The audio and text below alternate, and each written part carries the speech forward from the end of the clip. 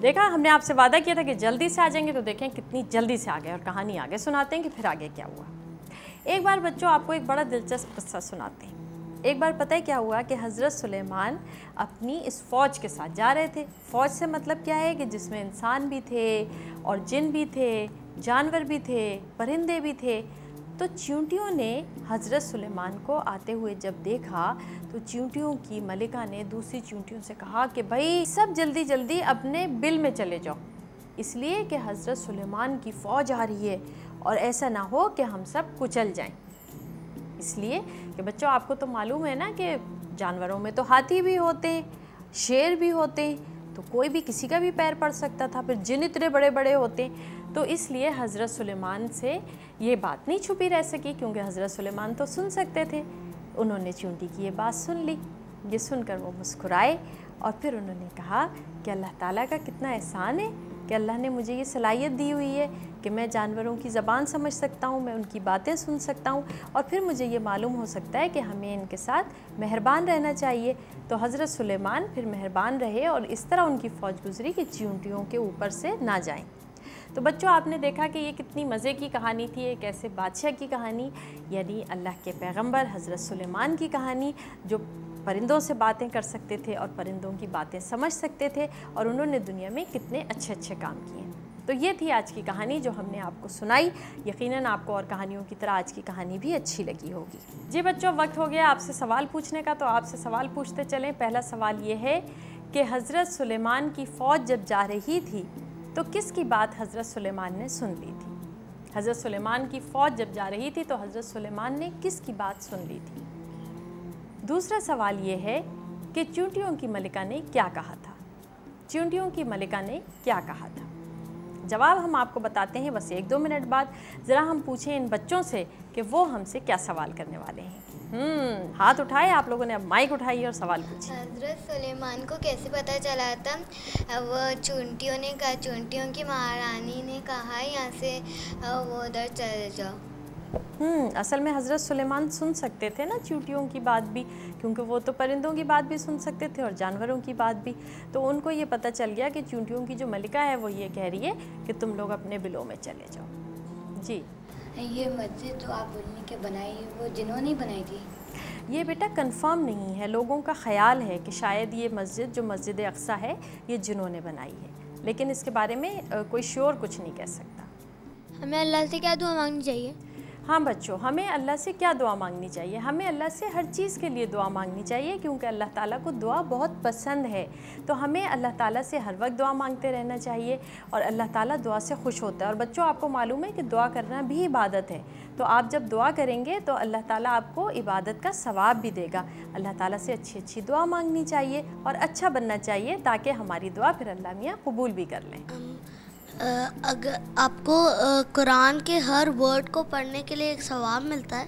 जी बिल्कुल बच्चों, आपको मालूम है कि कुरान का हर लफ्ज़ पढ़ने से आपको 30 नेकियों का सवाब मिलता है। और ये भी हम आपको बताते चलें कि जैसे लफ्ज़ है अलिफ लाम मीम, तो ये एक लफ्ज़ नहीं गिना जाता बल्कि ये 3 लफ्ज़ हैं, अलिफ लाम मीम। यानी अगर आपने सिर्फ अलिफ लाम मीम पढ़ा तो हर हर्फ का आपको अलग सवाब मिलेगा। इसीलिए तो कहते हैं कि कुरान शरीफ ज़रूर पढ़ना चाहिए, इसका बहुत सवाब है, और अगर समझ के पढ़ें तो इसका तो बहुत ही सवाब है। जी, अगर कोई जानवरों को पत्थर फेंके तो क्या अल्लाह नाराज़ होते हैं? बिल्कुल, अगर जानवरों को हम तंग करेंगे, उन पे कचरा फेंकेंगे, उनको परेशान करेंगे तो अल्लाह ताला तो नाराज़ होगा। अभी बच्चों हम देखते हैं कि अभी तो छोटी ईद आने वाली है, उसके बाद जब बकरीद आती है तो हमारे घरों में जानवर आते हैं। तो बाज़ बच्चे कितना तंग कर रहे होते हैं गाय को, इधर से गुजरे उसकी दुम खींच दी, उधर से गुजरे उसके ऊपर इतनी सारी मेहंदी लगा दी, मेहंदी से उसके ऊपर चांद सितारे बना दिया। वो बेचारी गाय कहने लगी मेरा सारा ड्रेस ख़राब कर दिया, मैं इतने अच्छे ड्रेस में आई थी आपके घर में, है ना। तो ऐसा बिल्कुल नहीं करना चाहिए। जी, क्या हमें भी जानवरों और कीड़ों मकोड़ों पर रहम करना चाहिए? जी बच्चों, देखें, जानवर तो बेज़ुबान हैं। बेज़ुबान से मुराद ये है कि वो जो कुछ कहते हैं वो हम नहीं समझ सकते हज़रत सुलेमान की तरह, लेकिन हमें ये मालूम है कि हज़रत सुलेमान जो जानवरों की ज़बान समझ सकते थे वो उन पर रहम करते थे। इसीलिए हमें ये बात समझनी चाहिए, और हमारा मज़हब इस्लाम भी हमें ये तालीम देता है कि हमें जानवरों के साथ, परिंदों के साथ, बेज़बानों के साथ रहम दिली से और मोहब्बत से पेश आना चाहिए। इसलिए ये जो बच्चे हैं ना, जो बिल्लियों को पत्थर मार रहे होते हैं और उनकी दुमें खींच रहे होते हैं, ये बहुत गलत बात है। ऐसा बिल्कुल नहीं करना चाहिए। अल्लाह मियाँ नाराज़ होते होंगे कि देखो मेरे इतने प्यारे प्यारे से जानवर और परिंदे, और इनको ये बच्चे तंग कर रहे हैं। अब कहते हैं कि जिन जो होते हैं बहुत लोगों को तंग करते हैं, और ये वो क्या उस ज़माने में भी तंग किया करते थे? मतलब जो जिन थे वो दूसरे लोगों को तंग करते थे? बच्चों, जैसे बच्चों में होते हैं ना, कुछ शरीर बच्चे होते हैं, कुछ शरीफ बच्चे होते हैं, कुछ तंग करने वाले होते हैं, कुछ नहीं तंग करने वाले होते हैं। तो हर मखलूक में ऐसा ही है अल्लाह ताला की, कि कुछ बहुत अच्छे होते हैं और कुछ थोड़े शरीर होते हैं। हमने आपको बताया है ना कि हज़रत सुलेमान के कब्ज़े में तो अड़ियल जिन भी थे, यानी ऐसे जिन जो बहुत शरीर थे, वो भी उनके कब्ज़े में थे। और बच्चों, बाज़ जो जिन होते हैं वो बहुत अच्छे होते हैं, वो अल्लाह को मानते हैं और अल्लाह की इबादत करते हैं। क्या जिन अभी भी ज़िंदा है? जिन तो हैं बेटा, जैसे इंसान हैं दुनिया में वैसे ही जिन भी हैं।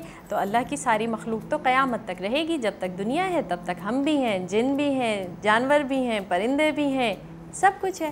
वो जो हज़रत सुलेमान के कब्ज़े में जो जिन थे, जो आप बोल रही शरीर थे, वो फिर उनके पास आके शरीफ हो गए थे। तो जाहिर है वो हज़रत सुलेमान के पास थे ना, तो वो अच्छे अच्छे काम करवाते थे उनसे, तो फिर वो शरीर जिन भी उनके साथ अच्छे काम करते थे। तो बच्चों, सवाल जवाब तो हुए यहाँ पर ख़त्म, और वो बच्चे बैठे हुए इंतज़ार में। जी जी, आप ये मत समझिए कि हम आपको जवाब बताना भूल गए। हमने आपको थोड़ा टाइम और दिया था कि हमने कहा आप सोच लें कि जवाब क्या है। हमने आपसे पहला सवाल ये किया था कि हज़रत सुलेमान की फ़ौज जब जा रही थी तो हज़रत सुलेमान ने किसकी बात सुन ली थी? तो जनाब चींटी की बात सुन ली थी। और चींटी की मलिका ने क्या कहा था? तो चींटी की मलिका ने ये कहा था कि जल्दी से अपने बिलों में चले जाओ। ये हो गए सवालात और उनके जवाबात। और बच्चों, इससे जो लेसन मिलता है वो तो आप लोग समझ ही गए कि इससे लेसन ये मिलता है कि हमें जानवरों पे बिल्कुल जुल्म नहीं करना चाहिए, हमें उनका ख्याल रखना चाहिए, उनको नुकसान नहीं पहुंचाना चाहिए, और हमारे पास जो सलाहियत मौजूद हो हमें दूसरों की भलाई के लिए उसको इस्तेमाल करना चाहिए। ये बात याद रखें, और ज़िंदगी में जब आपको मौका मिले तो इसको ज़रूर याद कीजिएगा और अपनी सलाहियत को दूसरों के लिए काम में लाइएगा। वादा? बस इस प्रॉमिस के साथ ही आपसे लेते हैं इजाज़त। कल फिर आएंगे एक और अच्छी सी कहानी के साथ। तब तक अंबरी हसीब को इजाज़त। अल्लाह हाफिज़।